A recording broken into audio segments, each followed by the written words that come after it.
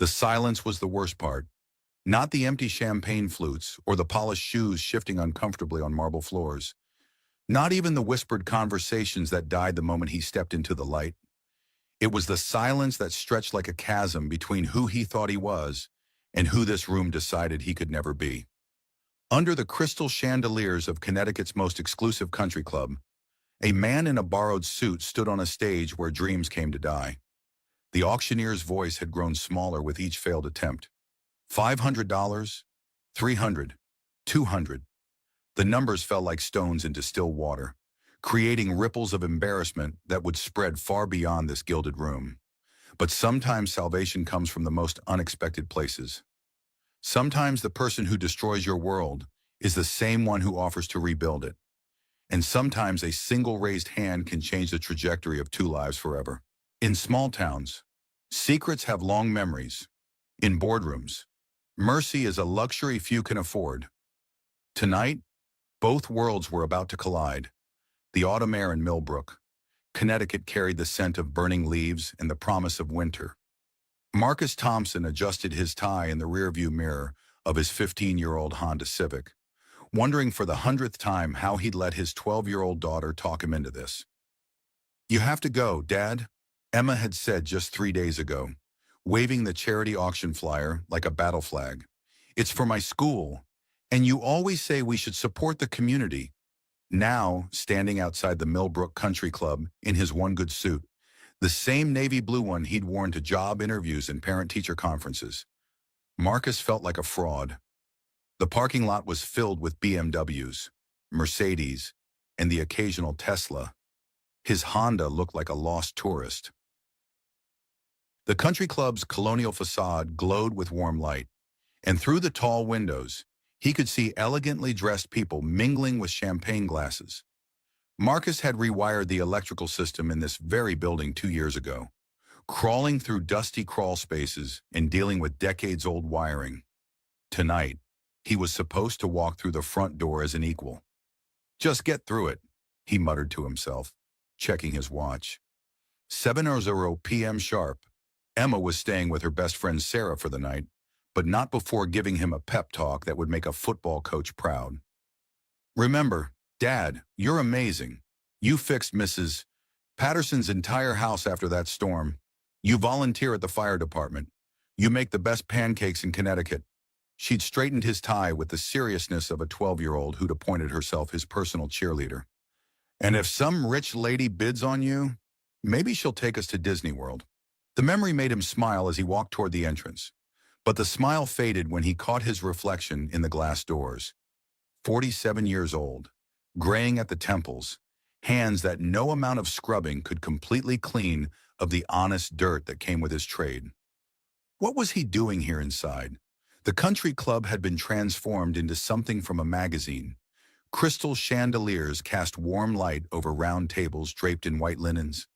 A jazz quartet played softly in the corner, and servers in crisp uniforms moved through the crowd with trays of hors d'oeuvres that probably cost more than Marcus's grocery budget for a week.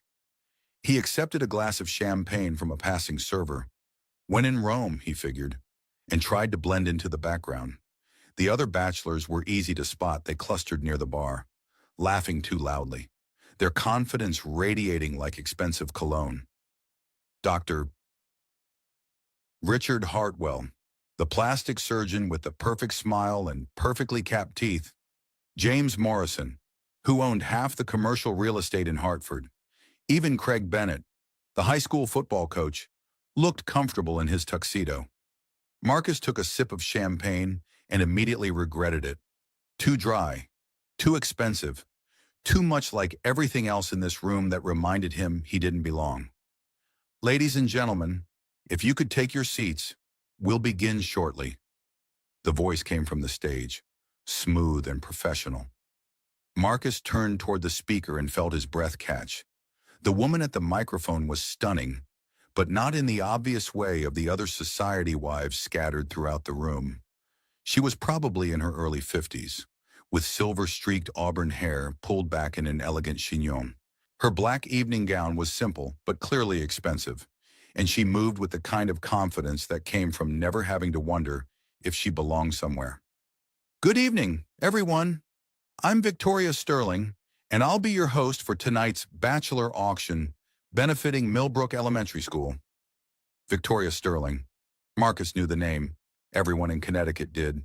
Tech entrepreneur, CEO of Sterling Innovation, one of the few self-made female billionaires on the East Coast. What was she doing hosting a small-town charity auction? Before we begin, Victoria continued, her voice carrying easily through the room without seeming to strain, I want to remind everyone that tonight is about more than just a fun evening. It's about investing in our children's future, supporting our local community, and proving that Millbrook knows how to come together for a good cause. Applause rippled through the crowd. Marcus found himself clapping along, caught up in the sincerity in her voice.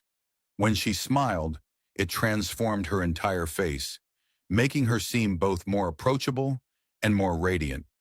Now let's meet our brave bachelors who volunteered their time for this worthy cause. The auction began with Dr. Hartwell, who practically strutted across the stage. The bidding was immediate and fierce, 3 different women competing until the final bid reached $2,500. James Morrison followed, his real estate connections ensuring a bidding war that topped $3,000. Marcus watched from the wings, his palms growing sweaty.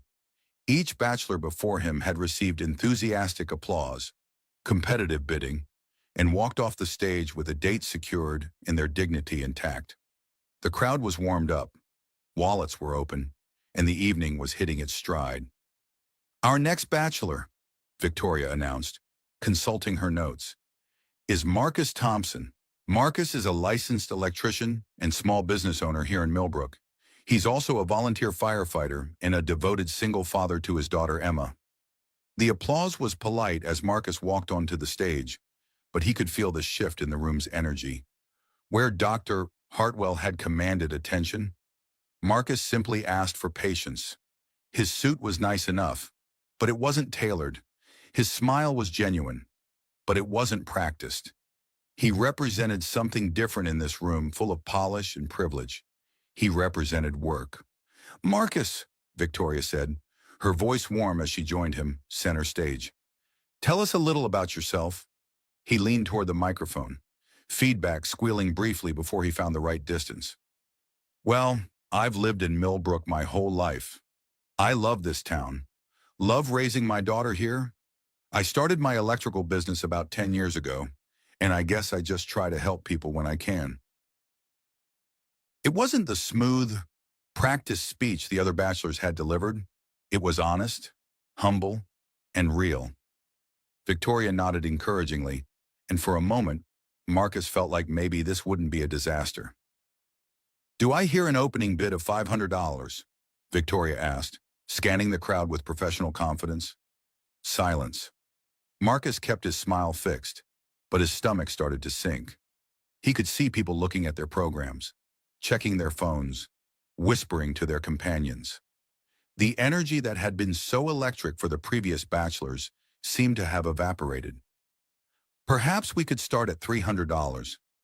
Victoria tried, her voice still bright but with a slight edge that suggested she was as surprised as anyone. More silence. Marcus felt heat creeping up his neck. In the audience, he could see the same women who had bid enthusiastically on Dr. Hartwell now studying their manicures with sudden fascination. $200. Victoria's voice had lost some of its professional polish, becoming more human, more concerned. The silence stretched, becoming uncomfortable, then painful. Marcus felt every second like a physical weight. This was his nightmare scenario, the one that had kept him awake for the past 3 nights. But it was worse than he'd imagined, because it wasn't just happening to him. It was happening in front of Victoria Sterling, a woman who clearly knew how to command a room and was now watching her perfectly orchestrated event hit an unexpected snag. He was about to step toward the microphone, to make some self-deprecating joke that would let everyone off the hook, when something remarkable happened. Victoria Sterling set down her notes, picked up a paddle from the podium, and raised it high. $10,000. The number hit the room like a thunderclap. Conversation stopped mid-sentence. Champagne glasses paused halfway to lips. Even the jazz quartet seemed to miss a note. Marcus stared at her, certain he'd misheard. Victoria met his gaze steadily, her paddle still raised, her expression calm but determined. "I have $10,000 from Ms. Sterling," the auctioneer's assistant announced, his voice cracking slightly with surprise. "Do I hear any other bids?" The silence that followed was different from before, where the previous quiet had been dismissive. This was stunned. Marcus could practically hear the mental calculations happening throughout the room. $10,000 was more than the previous three winning bids combined. It was a statement, a rescue, and a mystery all wrapped up in one elegant gesture. Going once, going twice, sold to Miss Sterling for $10,000. The applause that followed was uncertain, scattered, more polite than enthusiastic. Marcus walked off the stage in a daze, his mind reeling. Why would Victoria Sterling, a woman who could probably buy and sell everyone in this room, bid $10,000 on a small-town electrician she'd never met as the auction continued with the remaining bachelors? Marcus found himself watching her from across the room.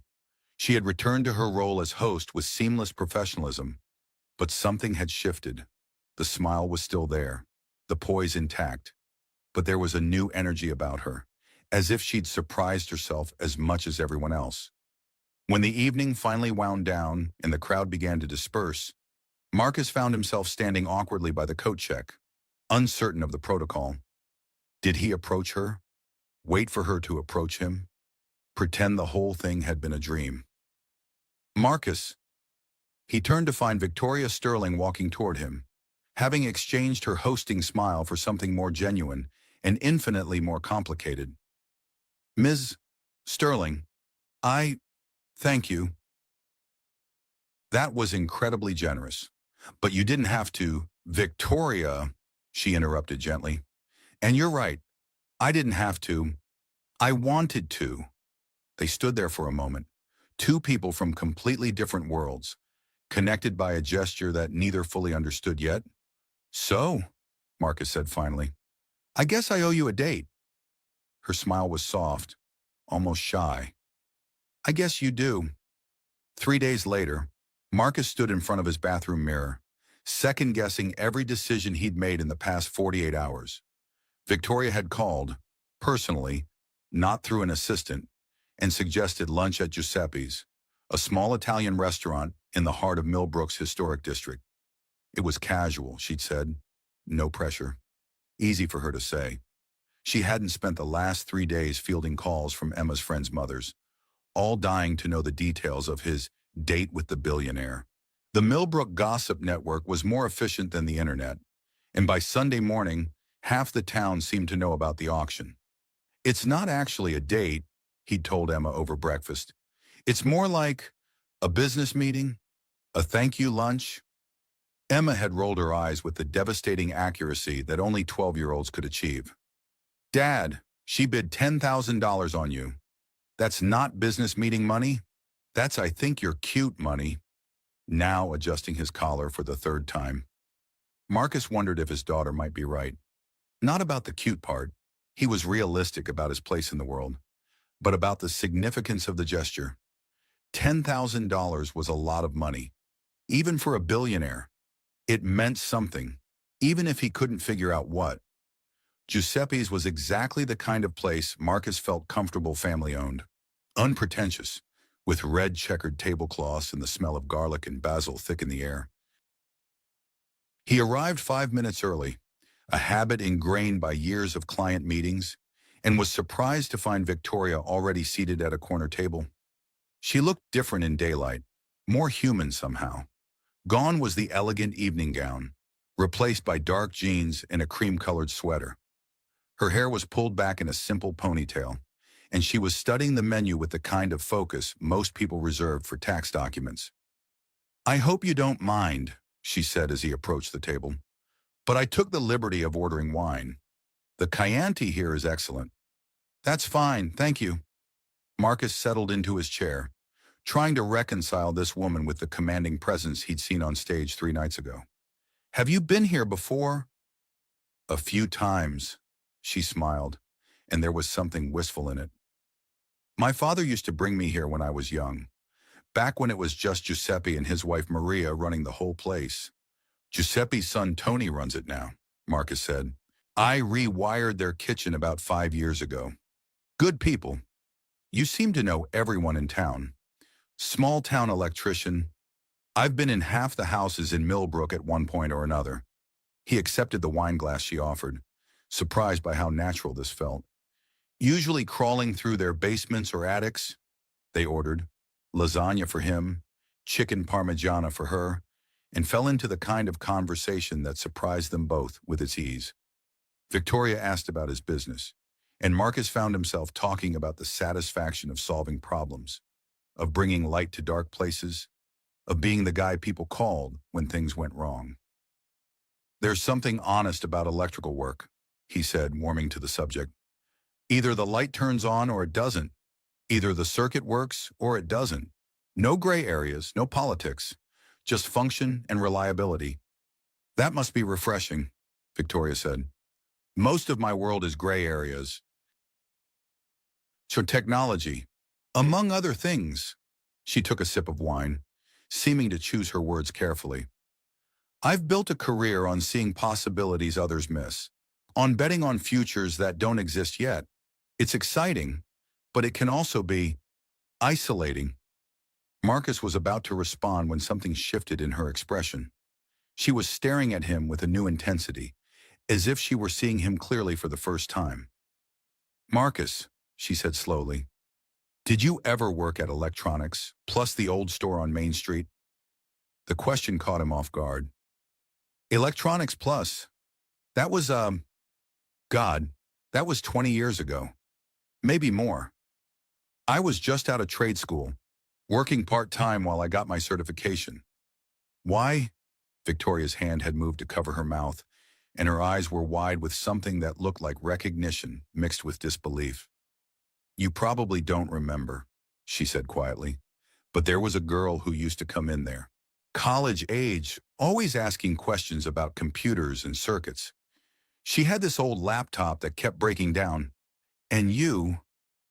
The memory hit Marcus like a physical force. A young woman, probably early 20s, with the same auburn hair and determined eyes.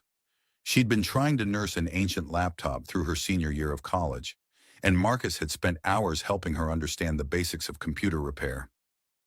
Victoria, he said, his voice barely above a whisper. She nodded, tears beginning to form in her eyes. You spent 3 Saturday afternoons teaching me how to troubleshoot hardware problems. You wouldn't let me pay you. Said it was just part of the service. That laptop got me through my senior thesis, through my first job applications, through the early days of my first startup. Marcus sat back in his chair, stunned. The girl from Electronics Plus had been smart, ambitious, asking questions that showed she understood technology in ways that impressed even the engineers who occasionally came into the store. But she'd also been clearly struggling financially, wearing the same clothes week after week, always asking about the cheapest options. You disappeared, he said. One week you were there. The next week you weren't. I got a job offer in California, a tiny startup that needed someone who could understand both the technical and business sides of software development. I moved out there with $500 in my pocket and a laptop that still worked because of what you taught me. The silence stretched between them, filled with the weight of 20 years and the strange mathematics of fate. The successful billionaire sitting across from him was the same young woman he'd helped all those years ago, when kindness had been as natural as breathing and the future had been an unwritten page. So the auction, Marcus began. The auction was me recognizing someone who changed my life without even knowing it, Victoria finished. When I saw you on that stage, when no one was bidding, I felt like I was watching the town dismiss the very person who'd helped create everything I'd become. Their food arrived, but neither of them seemed interested in eating. The revelation had shifted something fundamental between them, transforming what had been a mysterious gesture into something deeper and more complex. I can't believe you remembered, Marcus said finally. I remember everything about those afternoons, Victoria replied. The way you explained things without making me feel stupid. How you'd come in on your day off to check on my laptop. The day you gave me that old multimeter and said every woman should know how to troubleshoot her own circuits. Marcus laughed, the sound surprising him. I still believe that. I still have it, Victoria said. The multimeter. It's on my desk at the office. They finally began to eat, but the conversation continued to flow around the shared memory. Victoria told him about the early days in Silicon Valley, the 18-hour days, the failed startups that had led to the successful ones. Marcus talked about building his business, about the challenges of single parenthood, about the satisfaction of being needed in a community that had watched him grow up. What happened to Emma's mother? Victoria asked gently, and Marcus felt the familiar tightness in his chest that always accompanied thoughts of Sarah. Cancer, he said simply. 5 years ago. She was diagnosed when Emma was 7, gone within 8 months. It was the hardest thing we've ever been through. I'm sorry, Victoria said, and the sincerity in her voice made it clear she understood loss, even if she didn't share the details. What about you? Marcus asked. Ever married? Once? Briefly? To a man who was more interested in my portfolio than my personality. She smiled ruefully. Turns out being successful doesn't automatically make you a good judge of character. As the afternoon wore on, Marcus found himself forgetting about the difference in their circumstances. Victoria was easy to talk to, quick to laugh, and genuinely interested in his life and work. When she asked about Emma, her questions were specific and thoughtful, not the polite inquiries of someone making conversation. She sounds remarkable, Victoria said after Marcus had shared a story about Emma's latest science project. You've raised an incredible daughter. She's raised me as much as I've raised her, Marcus admitted. Especially after Sarah died, Emma kept me grounded, kept me focused on what mattered. Would you like to bring her to dinner sometime? Victoria asked. I'd love to meet her properly. The invitation surprised Marcus, but what surprised him more was how much he wanted to say yes. This lunch had revealed layers to Victoria Sterling that had nothing to do with her wealth or success. She was the girl from Electronics Plus, grown up and transformed, but still carrying the same curiosity and determination that had impressed him 20 years ago. She'd like that, he said. Fair warning, though, she's going to ask you a million questions about everything from your business to your favorite ice cream flavor. I'm looking forward to it, Victoria said, and Marcus could tell she meant it. As they prepared to leave, Victoria reached for the check, but Marcus was faster. I've got this, he said. Marcus, you don't have to. Yes, I do. He looked at her seriously.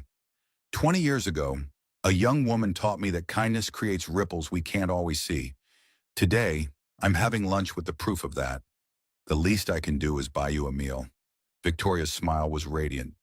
In that case, thank you.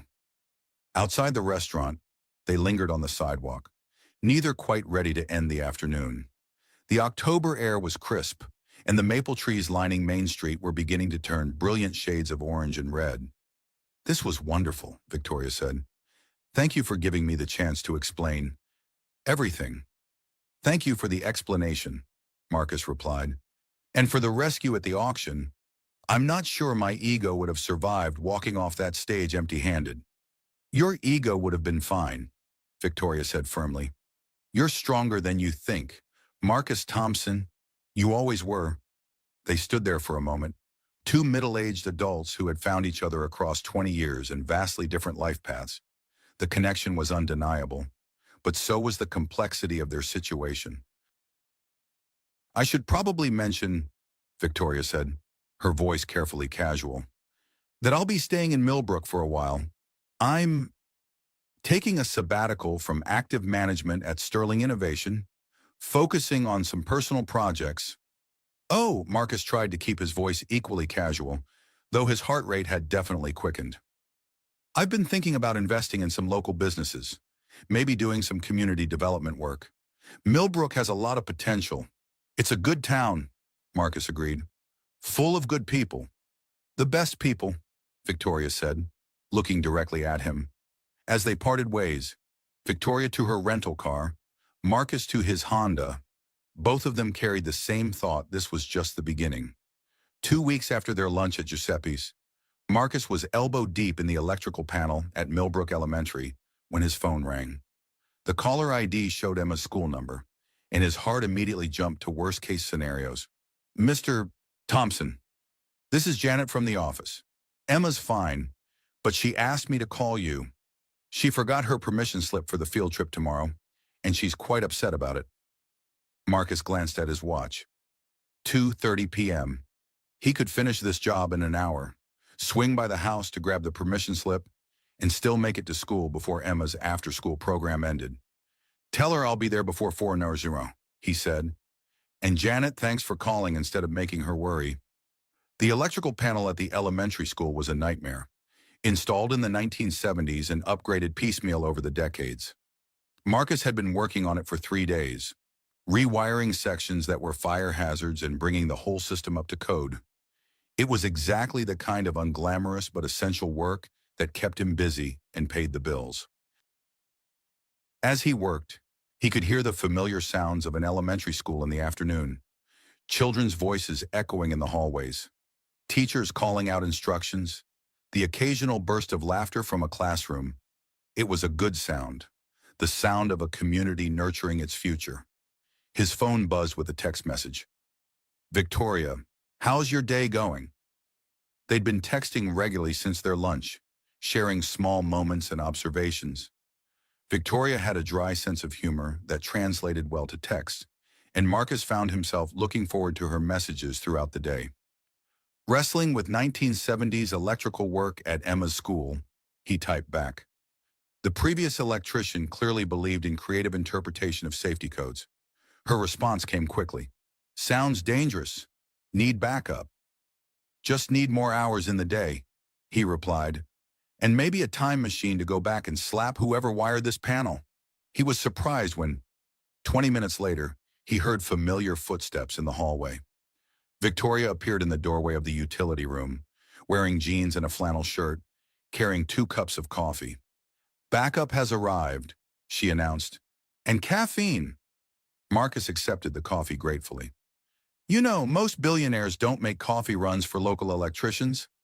Most billionaires miss out on the best conversations, Victoria replied, settling onto a step stool and surveying his work. This looks complicated. It's not complicated. It's just old and dangerous, Marcus said, returning to the tangle of wires. Whoever did the last upgrade took shortcuts. There are circuits here that shouldn't exist, loads that exceed capacity, and at least 3 violations of basic safety protocol. How long will it take to fix properly? Another 2 days, maybe 3. The school board wants it done fast and cheap, but fast and cheap is how you get fires. Victoria was quiet for a moment, watching him work. What would it cost to do it right? Not just fix the immediate problems, but upgrade the entire system to current standards. Marcus paused, surprised by the question. For the whole school, probably $50,000, maybe $60,000. New panels, updated wiring, proper circuit mapping, emergency backup systems. It's a big job, but it would be safe. It would be bulletproof. This building could run on that electrical system for the next 30 years without a problem. Victoria nodded thoughtfully. I'll talk to the school board. Victoria, you don't have to. Marcus, she interrupted gently. This is Emma's school. These are the children of people who've welcomed me into their community. If I can help make their school safer, why wouldn't I? Before Marcus could respond, his phone rang again. This time, the caller ID showed a number he didn't recognize. Marcus Thompson. Mr. Thompson, this is Robert Chen from Millbrook Development Associates. I was hoping we could set up a meeting to discuss a business opportunity. Marcus frowned. I'm sorry, I'm not familiar with your company. We're a development firm based in Hartford. We're working on a significant project in Millbrook, and we understand you operate a business in the area that might be affected. We'd like to discuss compensation and relocation options. The words hit Marcus like cold water. Relocation. Perhaps we could meet tomorrow morning. I think you'll find our offer very generous. Marcus glanced at Victoria, who was watching him with growing concern. Can you tell me more about this project? It's better discussed in person. Are you available at 9:00 a.m.? We could meet at your business location? Against his better judgment, Marcus agreed. After hanging up, he turned to Victoria, who was staring at her phone with an expression he couldn't read. Everything okay? He asked. Victoria looked up, and for the first time since he'd reconnected with her, she looked genuinely rattled. Marcus, I need to tell you something. But not here. Can we talk tonight? The seriousness in her voice made his stomach clench. Of course. Emma's at her friend's house for a sleepover. You could come by around 8. I'll be there, Victoria said, standing to leave. And Marcus, don't agree to anything at that meeting tomorrow until we've talked. After she left, Marcus found it difficult to concentrate on his work. The call from Millbrook Development Associates had come out of nowhere, and Victoria's reaction suggested she knew more than she was saying. He finished the day's work mechanically, his mind racing through possibilities, none of them good. That evening, Marcus was pacing his small living room when Victoria's rental car pulled into his driveway. Through the window, he could see her sitting in the driver's seat for a long moment, as if gathering courage. When she finally knocked on his door, her usual confidence was nowhere to be seen. Come in, he said, stepping aside. Can I get you anything? Coffee? Wine? Something stronger? Wine might be good, Victoria said, settling onto his couch. Marcus, I need to tell you something, and you're probably going to hate me for it. Marcus poured 2 glasses of the bottle of red wine he'd picked up on the way home, noting that his hands were steadier than his nerves. Try me. Victoria accepted the wine but didn't drink it, instead staring into the glass as if it held answers. The development company that called you today, they're connected to Sterling Innovation? Marcus felt the bottom drop out of his stomach. Connected how?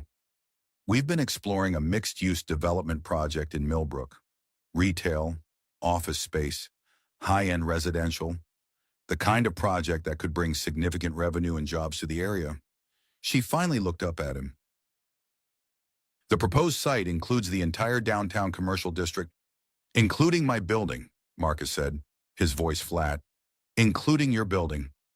The silence stretched between them, filled with the weight of betrayal and misunderstanding. Marcus set down his wine glass and walked to the window, staring out at the street where he'd grown up, where he'd built his life, where he'd planned to raise his daughter. So the auction, the lunch, all of this, he said without turning around. No! Victoria's voice was sharp, almost desperate. Marcus, no. I didn't know about you when we started exploring the project. The development team identified the properties, ran the feasibility studies, did all the preliminary work. I didn't even know the specific addresses until this afternoon. But you knew about the project when you bid on me. I knew about the project, yes, but I didn't know you would be affected by it. I didn't make the connection until that developer called you today. Marcus turned to face her. And now I'm going to kill the project. Just like that. Just like that. Victoria stood, moving toward him. Marcus, I've spent 20 years building my business, and I've made a lot of difficult decisions. But I won't destroy someone's life for profit. I won't destroy your life. What about the jobs, the revenue, the benefits to the community? There are other ways to invest in Millbrook. Ways that don't require tearing down what already works. Marcus studied her face, looking for deception or manipulation, but all he saw was sincerity and something that looked like fear. Fear that he would walk away, that this revelation would end whatever was growing between them.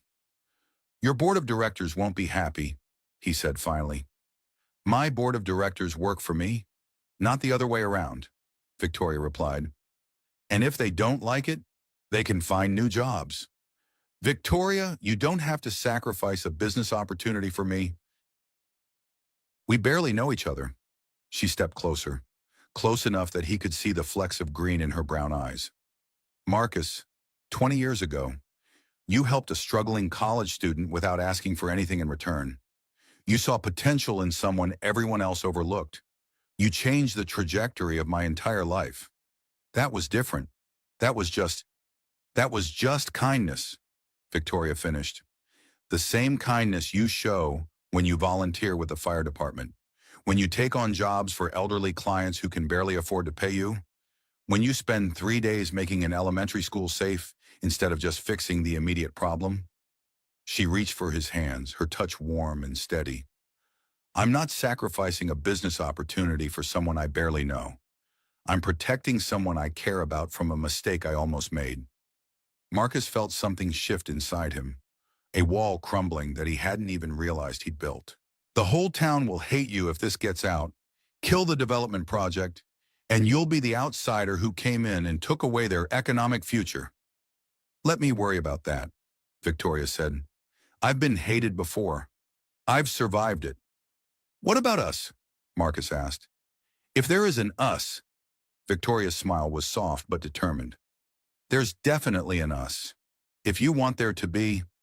Marcus thought about everything that had happened in the past few weeks, the auction, the lunch, the easy conversations and growing connection. He thought about the young woman who had come into Electronics Plus 20 years ago, determined to learn and succeed despite every obstacle. He thought about the woman standing in his living room now, willing to sacrifice millions of dollars rather than hurt him. I want there to be, he said simply. Victoria's smile was radiant. Good. Because I've got some phone calls to make, and I'm going to need someone to help me figure out what this town actually needs. I might have some ideas about that, Marcus said, pulling her into his arms. I was hoping you would, Victoria murmured against his lips, just before he kissed her. Outside, the October wind rustled through the maple trees, and inside, two people who had found each other across decades and circumstances began to plan a future neither of them had seen coming. The Millbrook Diner was packed at 7:00 a.m. on a Tuesday morning, which wouldn't have been unusual except that half the town seemed to be there for the same reason. Word had spread quickly through the community grapevine the downtown development project was dead, killed by the very woman who had proposed it.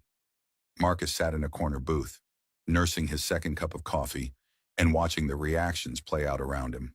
At the counter, Bob Martinez, who owned the hardware store, was arguing with Susan Chen from the town council about missed opportunities in economic development. 3 tables over, elderly Mrs. Patterson was holding court, defending Victoria to anyone who would listen. She's done more for this town in 2 months than most people do in 2 years, Mrs. Patterson was saying, her voice carrying the authority of someone who had taught half the adults in the room when they were children. Fixed the playground equipment, donated new computers to the library, and now she's paying for a complete electrical upgrade at the school. You want to complain about that? Nobody's complaining about her generosity, Bob Martinez called out. We're talking about jobs, about bringing business to Main Street, about giving our kids a reason to stay in Millbrook after they graduate. What's wrong with the businesses we already have? Mrs. Patterson shot back. Marcus Thompson employs 3 people. Giuseppe's has been feeding this town for 30 years. The Henderson's bookstore has been here since before some of you were born. Why do we need to tear down what works to build something new? The conversation was interrupted by the arrival of Victoria herself, who walked into the diner with the kind of quiet confidence that could stop a room mid-sentence. She wore jeans and a simple blue sweater, but somehow managed to look both approachable and formidable. Good morning, everyone, she said, addressing the room at large. I understand there were some questions about the development project. The diner fell silent. Marcus watched as Victoria scanned the room, making eye contact with various community members, her expression open and undefensive.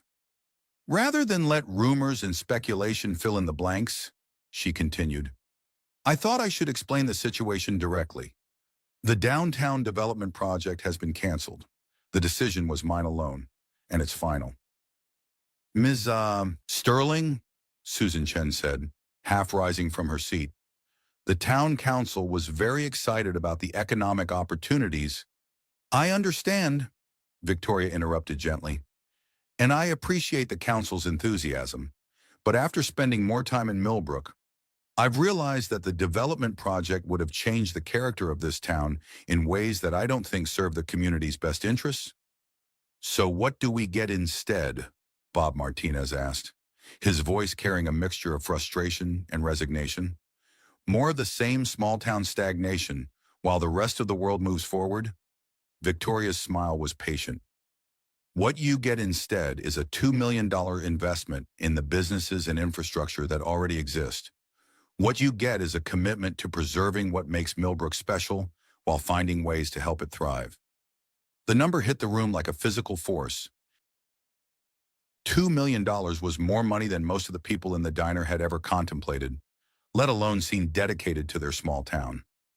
What kind of investment? Susan Chen asked, her tone shifting from confrontational to curious. Infrastructure improvements, Victoria said, settling into an empty chair at the center of the room. The electrical grid downtown is 40 years old. The water main under Main Street has been patched so many times, it's more patch than pipe. The municipal building needs a new roof and a heating system that doesn't require prayer to function. Murmurs of agreement rippled through the diner. Everyone in town was familiar with the infrastructure problems that had been deferred for years due to budget constraints.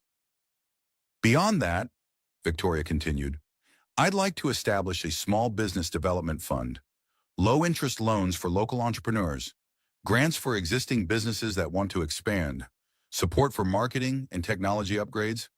And what do you get out of it? Bob Martinez asked, suspicion still evident in his voice. Victoria was quiet for a moment, considering the question. I get to live in a community that I'm proud to be part of. I get to see my investment dollars creating opportunities for people I care about. And I get to prove that sometimes the best way to build something new is to strengthen what already exists. Mrs. Patterson nodded approvingly. That's what I've been trying to tell you all. Sometimes the best changes are the ones that honor what came before. The conversation continued for another hour, with Victoria fielding questions about timelines, selection processes, and oversight. Marcus found himself impressed by her knowledge of the town's needs and her obvious respect for the community's input. This wasn't a wealthy outsider dictating terms. This was someone who had done her homework and genuinely wanted to help. As the crowd began to disperse, people returning to their morning routines, Victoria made her way over to Marcus's booth. How do you think that went? She asked, sliding into the seat across from him. Better than you probably expected, Marcus said, though Bob Martinez is still skeptical. Bob Martinez should be skeptical. He's been watching out for this town's interests for 20 years. I'd be worried if he just rolled over and accepted everything I said. You really have $2 million to invest in Millbrook, Victoria laughed. Marcus, I have considerably more than $2 million to invest in Millbrook. The question is whether the town is ready to think big about its future. What do you mean? I mean that Millbrook has advantages that most small towns would kill for. It's an hour from Hartford, 2 hours from New York, surrounded by beautiful countryside, and full of talented people who've chosen to make their lives here. With the right investments, this could be a model for sustainable small-town development. Marcus studied her face, seeing the excitement and vision there. You're serious about this. This isn't just about us, or about guilt over the development project.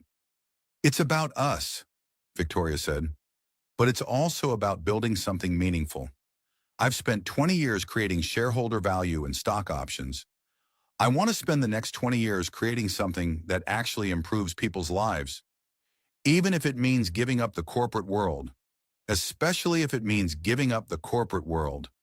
Victoria reached across the table to take his hand. Marcus, I've been successful by every measure that matters to Wall Street. But I've never been happy. Not until I came back to Millbrook. Not until I found you again. The sincerity in her voice took his breath away.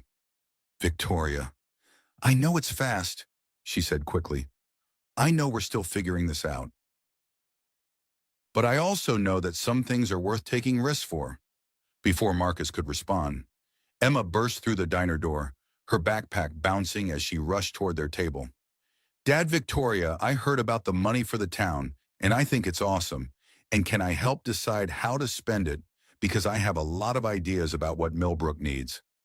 Emma's enthusiasm was infectious, and both adults found themselves laughing at her breathless excitement.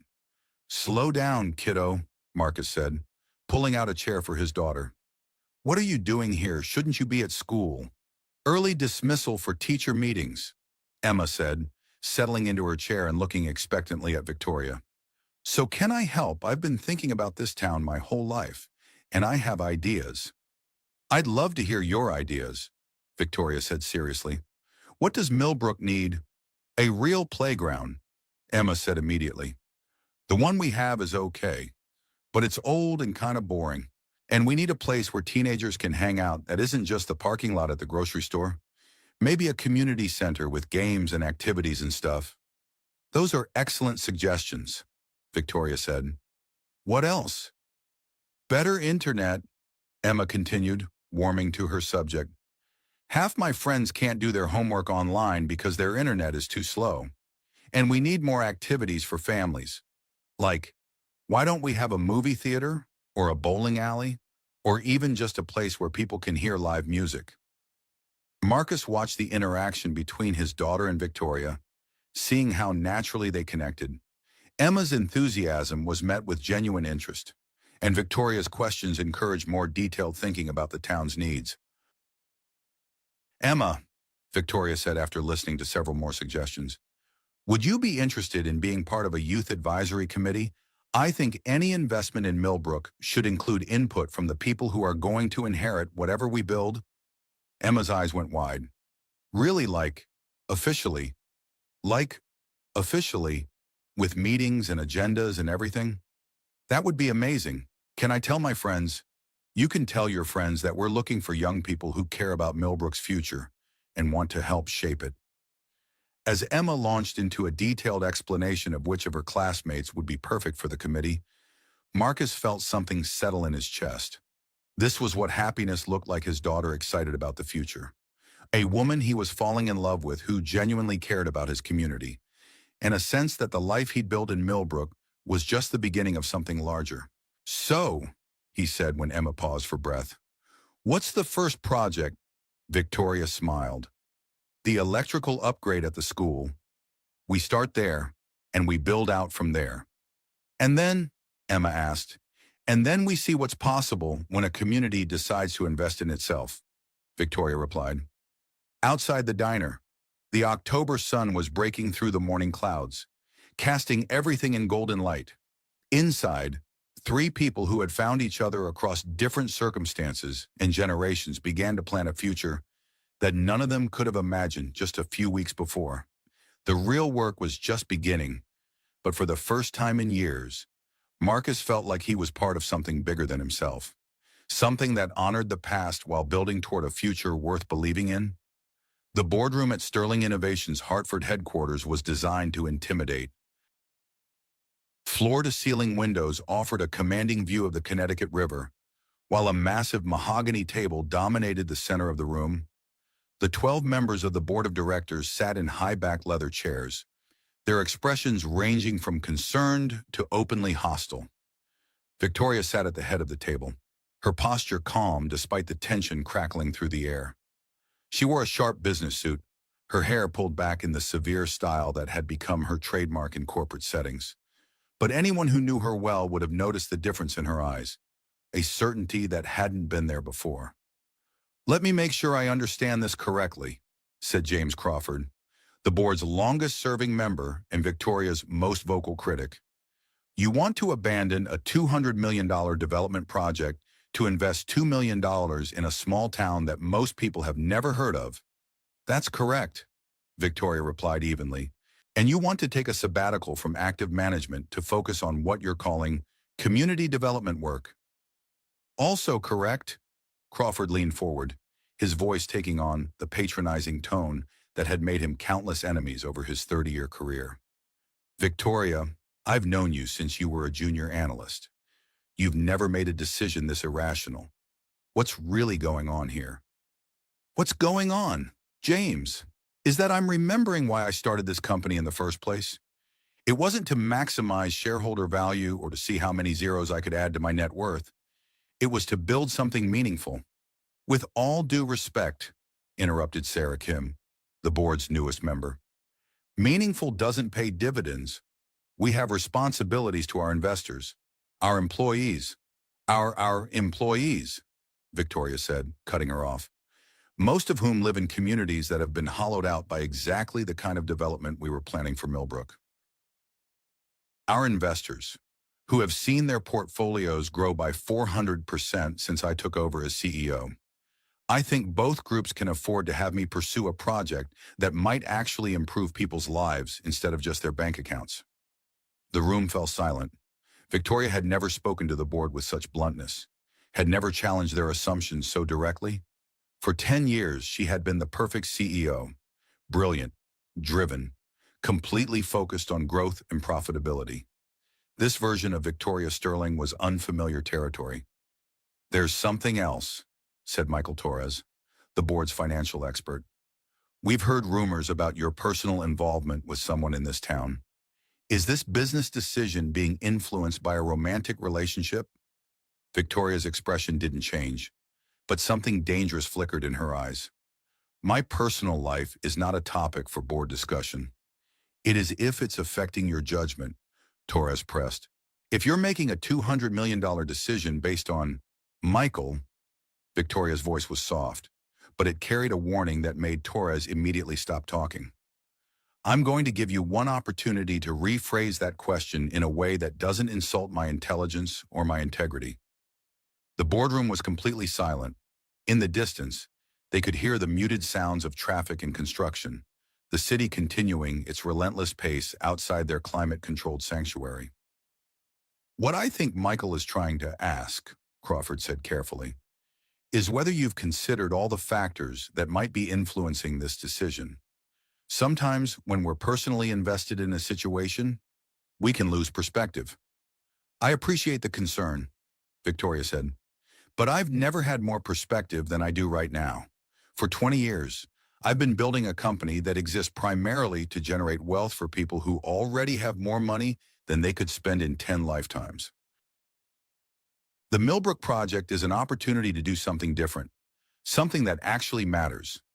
And if it fails, asked Jennifer Walsh, the board's governance expert, if your $2 million investment doesn't generate the outcomes you're hoping for, then I'll have spent $2 million trying to improve a community instead of spending $200 million destroying one. I can live with that failure. But can the company live with it? Crawford asked. Victoria, you're not just the CEO of Sterling Innovation. You're the face of this company, the vision behind our growth strategy. If you step back from active management to play small-town philanthropist, what message does that send to our clients, our competitors, our industry partners? Victoria stood, walking to the window and looking out at the city skyline. Hartford wasn't New York or San Francisco, but it was still a long way from the tree-lined streets and community diners of Millbrook. The contrast felt sharper now than it ever had before. It sends the message that we're a company with values beyond profit maximization, she said without turning around.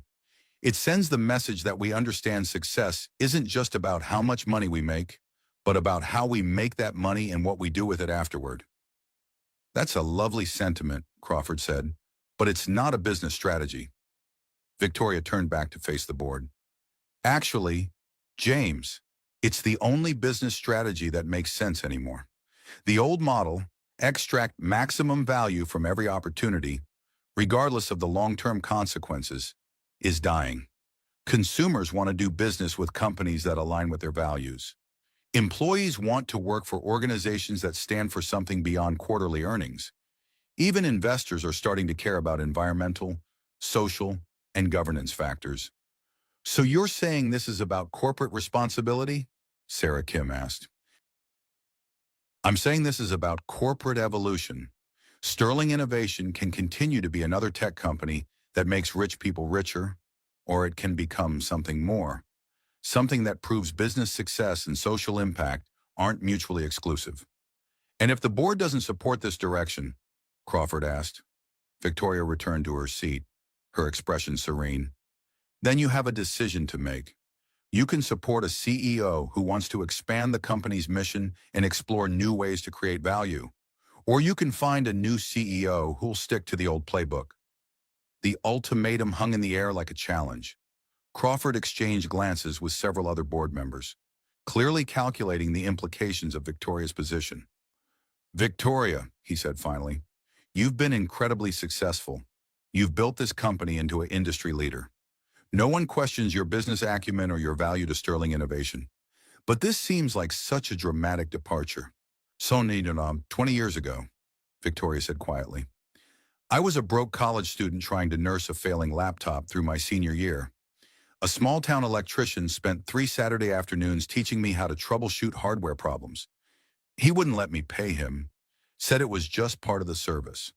That laptop got me through my thesis, through my first job applications, through the early days of my first startup. She paused, seeing the surprise on several faces around the table. Every success I've had since then can be traced back to that kindness, not because of the technical knowledge, though that was valuable, but because someone saw potential in me when I couldn't see it in myself, because someone invested in my future without expecting anything in return. And this electrician, Torres said slowly, he's the person you're involved with in Millbrook. His name is Marcus Thompson. He's a good man, a devoted father, and someone who makes his community better just by being part of it. And yes, I care about him, but this isn't about him. This is about me finally understanding what I want to do with the success he helped make possible. The board members looked at each other, a silent conversation passing between them.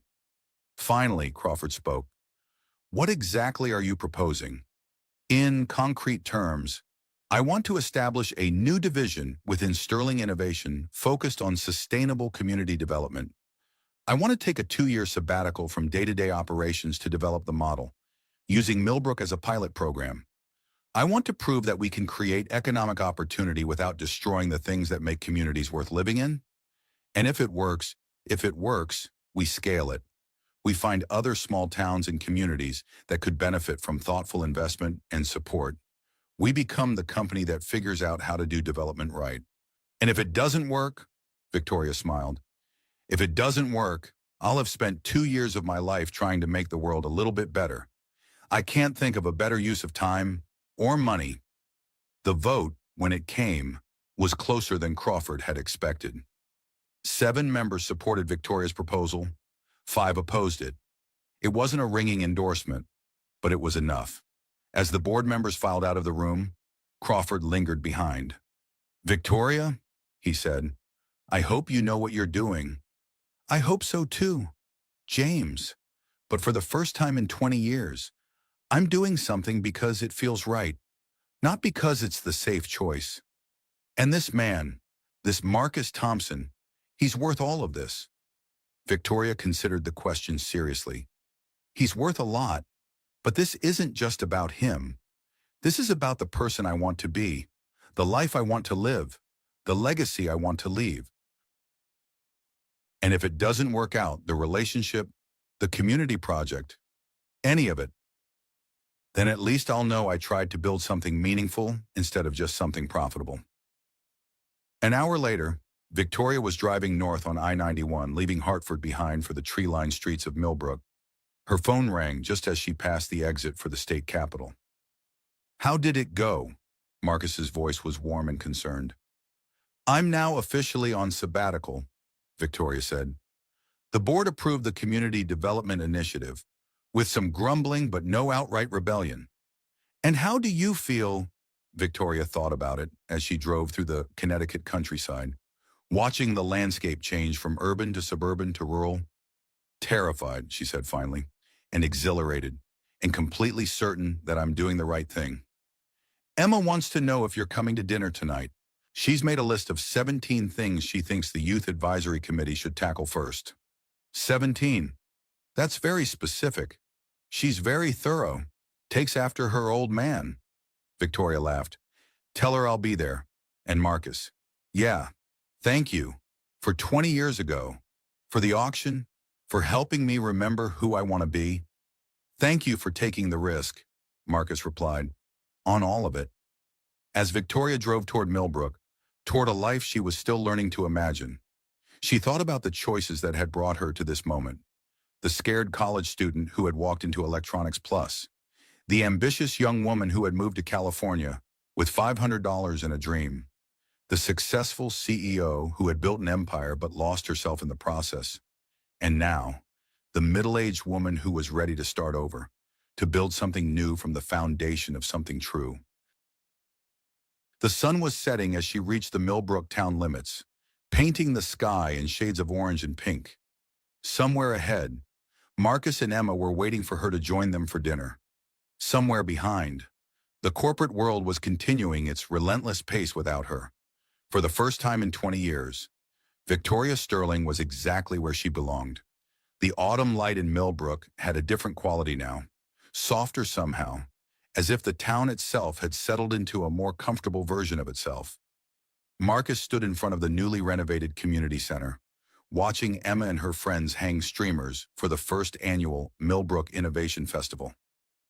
"Dad, can you reach the high corner?" Emma called out, pointing to a spot near the ceiling where a banner had come loose. "I think that's what ladders are for, kiddo," Marcus replied, but he was already moving toward the supply closet. Some things never changed. He was still the guy people called when things needed fixing. The community center had been the first major project completed with Victoria's investment fund. What had once been a crumbling 1960s building had been transformed into a modern, multi-purpose space that hosted everything from town meetings to yoga classes to Emma's youth advisory committee sessions. The Innovation Festival had been Emma's idea, a way to showcase the various projects that had emerged from the Community Development Initiative over the past year. Local artists would display their work, small business owners would demonstrate their crafts, and several regional tech companies would present on sustainable development practices. "It's bigger than I expected," Victoria said, appearing at Marcus's side with her usual quiet grace. She wore jeans and a Millbrook Community Development t-shirt, her hair pulled back in a ponytail that made her look younger than her 53 years. "Emma's been promoting it at school, on social media, and to anyone who'll listen," Marcus replied. "I think half of Connecticut is planning to show up." Good, that was the point. The past year had been a whirlwind of activity and change. The infrastructure improvements had been completed ahead of schedule. New electrical systems, updated water mains, and a municipal building that no longer required prayer to maintain comfortable temperatures. The Small Business Development Fund had provided loans and grants to 18 local entrepreneurs. From Giuseppe's son, who wanted to expand the restaurant to include catering, to Sarah Chen's daughter, who had started a digital marketing consultancy. Most importantly, the Youth Advisory Committee had become a model for other communities throughout New England. Emma and her friends had been invited to speak at conferences, and their recommendations had influenced everything from playground design to high-speed internet infrastructure. "How are you feeling about the anniversary?" Victoria asked, slipping her hand into his. They'd been married for 6 months now, a small ceremony in the community center with half the town in attendance. Emma had been Victoria's maid of honor, and her speech had brought tears to everyone's eyes. The wedding had been covered by several business magazines, curious about the billionaire CEO who had walked away from corporate life for love and small-town development work. "Good," Marcus said, squeezing her hand. "A little overwhelmed by how much has changed, but good. Any regrets? About which part? Marrying you, becoming a stepfather to half the town's youth initiatives, or having my wife's business meetings covered by the Wall Street Journal?" Victoria laughed. "Any of it. All of it." Marcus considered the question seriously. The past year had been the most complicated of his life. Victoria's commitment to Millbrook had attracted national attention, and their relationship had been scrutinized by media outlets fascinated by the story of the billionaire and the electrician. Emma had handled the attention better than he had, treating reporters like particularly dense adults who needed basic concepts explained slowly. But the complications had been worth it. Victoria had brought more than money to Millbrook.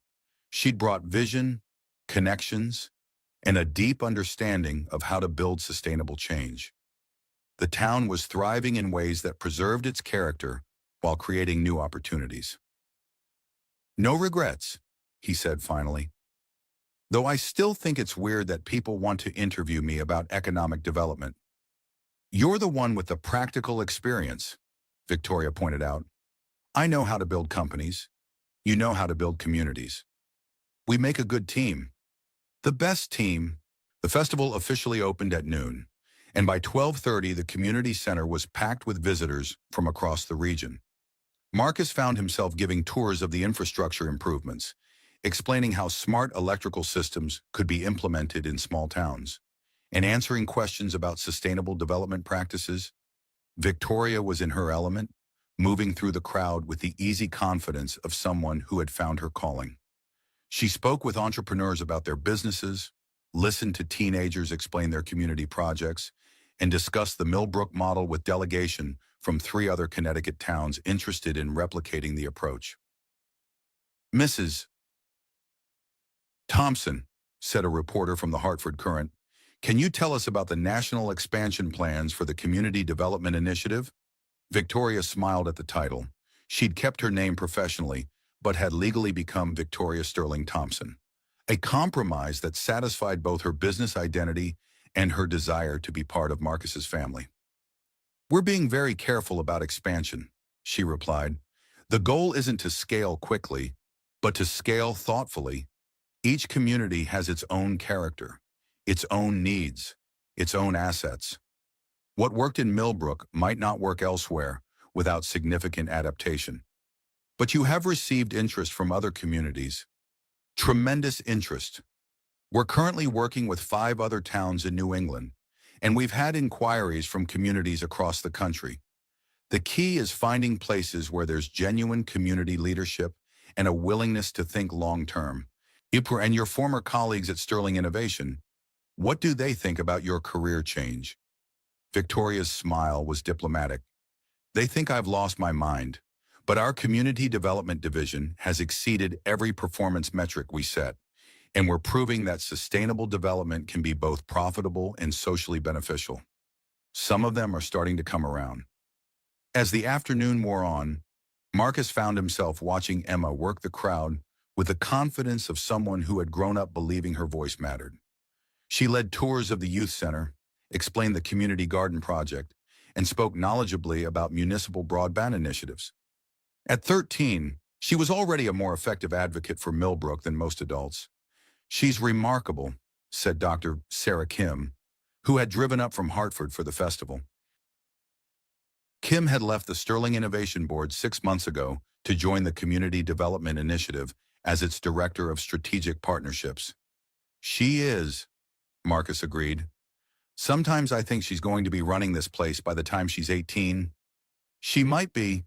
The Youth Advisory Committee has been our most successful innovation. Half the inquiries we get from other communities are specifically about replicating that model." Victoria's idea. Actually, Emma's idea. Victoria just had the wisdom to take it seriously. As the sun began to set, the festival moved into its evening phase. Local musicians performed on the outdoor stage, food trucks lined the street, and families spread blankets on the community center lawn. It felt like a small-town celebration, but with an energy and diversity that spoke to Millbrook's evolution. Marcus found Victoria sitting on the front steps of the community center, taking a rare moment of quiet amid the celebration. "Tired?" he asked, settling beside her. "Happy," she replied. "I was just thinking about that night at the auction, when I raised my paddle and had no idea what I was doing. Best impulse decision you ever made." "Second best," Victoria said, leaning against his shoulder. "The best was deciding to stay." They sat in comfortable silence, watching their neighbors and friends enjoy the festival. Emma was across the lawn, engaged in an animated conversation with a group of teenagers from other towns who had come to learn about the Youth Advisory Committee model. "What do you think?" Victoria asked. "Ready for year 2? Marcus thought about the question. The past year had been full of challenges, adapting to life in the public eye, learning to navigate the complex world of community development, building a marriage while building a movement, but it had also been full of purpose and meaning in ways he hadn't expected. "I think," he said finally, "that we're just getting started." Victoria smiled. "Good, because I have some ideas about what we could do next." "Of course you do. Regional coordination, sustainable tourism, maybe a fellowship program for young people interested in community development work." Marcus laughed. "You know, most people would be satisfied with transforming one small town." "Most people," Victoria said, "aren't married to Marcus Thompson." As the evening deepened and the festival began to wind down, Marcus reflected on the strange mathematics of fate that had brought them to this moment. A charity auction where no one bid on a small-town electrician, a billionaire who saw something worth saving, a community that was willing to believe in change, and at the center of it all, the simple truth that had started everything: sometimes the best way to build something new is to strengthen what already exists. The last of the visitors headed home, and the cleanup began. But as Marcus looked around at the thriving community center, the engaged young people, the neighbors working together to restore their town to its evening quiet, he knew that the real work was just beginning.